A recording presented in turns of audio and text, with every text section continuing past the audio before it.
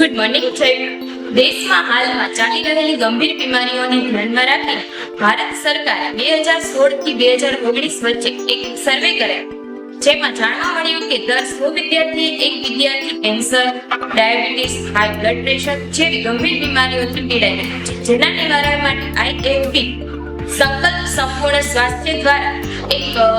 સેમિનારનું આયોજન મોદી સ્કૂલમાં કરવામાં આવેલ હતું, જેમાં નાની ઉંમરમાં બાળકોમાં થતા આવા ગંભીર રોગોના નિવારણ માટે શું કાળજી રાખવી તેની ડોક્ટર દીપક પાંડેસર દ્વારા વિગતવાર માહિતી આપવામાં આવી, જેમાં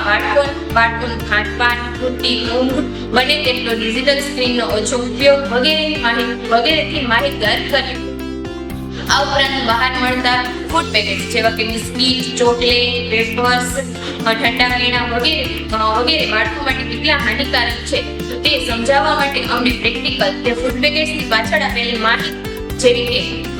સોડિયમ, સુગર, કોડ્સ વગેરેથી માહિતગાર કરી. આ સેમિનાર દ્વારા અમે ઘણું બધું શીખ્યા અને જેની માહિતી અમે બાળકો તથા તેમના વાલીઓને આપીશું તથા અમારી શાળા દ્વારા આવા કાર્યક્રમ નિરંતર ચાલુ રહે તેવા પ્રયાસ કરીશું.